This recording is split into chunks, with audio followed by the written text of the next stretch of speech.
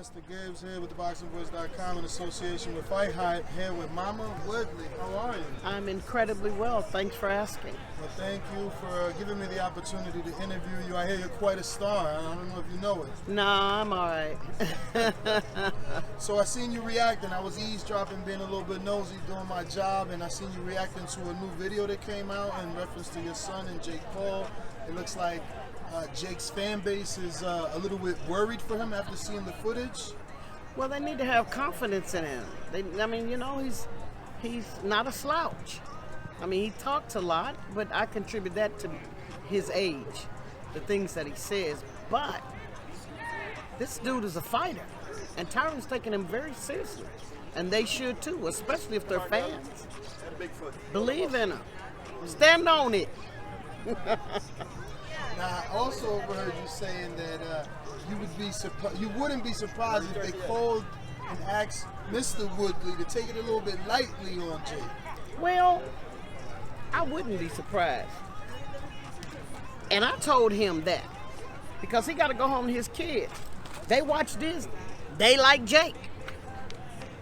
His baby girl asked him, can she be friends with him when the fight is over? He said, well, I got another fight. She said, 2? He said, yeah. She said, after that then, that's it. So, hey. What was your initial reaction when you found out your son was going to be fighting Jake Paul, of all people? Well, first of all, I didn't know who Jake Paul was. Really? No. With all those followers and all that fame they say he got? Hey, baby, that ain't nothing. Your work speaks for you. I don't follow all of that, but what I do follow is people. And after seeing some of the interviews and kind of disregarding or sorting through what he says and watch what he does, if they sort through it, they'll see a different person.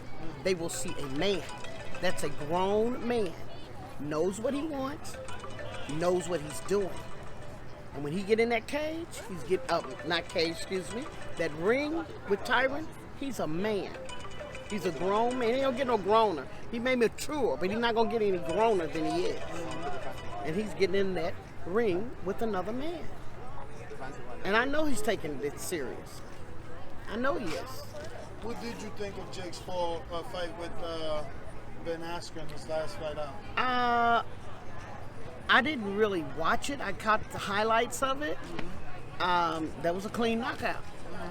Ain't nothing to think about it. It is what it is. Yeah. What about the size difference between Jake and your son? Well, I ain't never worried about that. Giants fall, you know. They yes, sure do. They do. So everybody's factoring in on your son having more experience. But what about the youth of Jake? That's a good factor. But you don't know the youth of Tyron. They think age ain't nothing but a number. You're young as you feel. Ask him how he feel.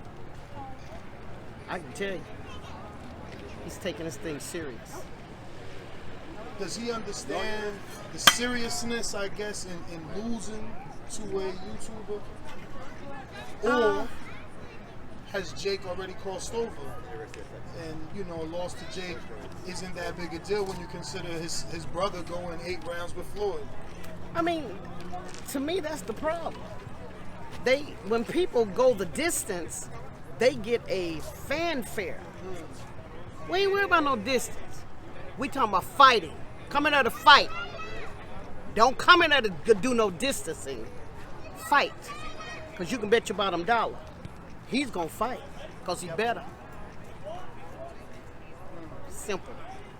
So, I don't watch UFC, but I hear that your son has, he's touted for his stand-up game. So, do you think that the crossover into boxing would be that much easier because that's already his, I guess, specialty?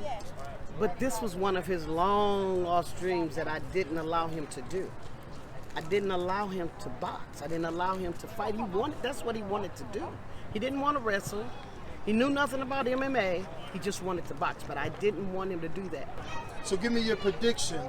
Are you just predicting a win for your son, or can you predict the manner in which it'll happen? Will it be a knockout? You also talked about not going the distance, so are you predicting a stoppage? I'm not predicting anything. I'm just going to go and see the fight. And whoever wins, wins. I'm expecting Tyron to win, but so is Mrs. Paul expecting her baby to win. And so we'll both be there, cheering, rooting, and praying that they don't hurt each other to the point that they have to be laid up for 6 months or so. That's my thing. So, do you know much about boxing, or did you only follow UFC because that's the sport that he was in? Yeah, I know much about boxing. My grandfather was a promoter.